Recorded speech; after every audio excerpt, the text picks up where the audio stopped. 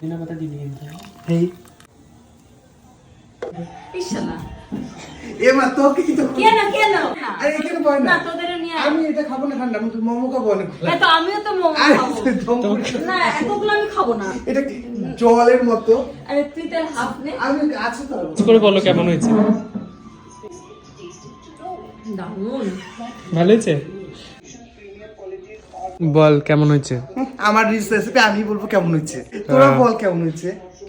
কেমন হয়েছে রিমাদি অসাম খুব সুন্দর টেস্ট এরপরে খাবো স্যুপ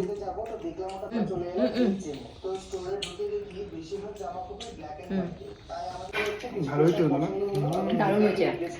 চাটনিটার মধ্যে পুদিনা পাতাটা দেওয়া তার বেশি ভালো লাগছে দারুণ লাগছে চাটনিটা সত্যি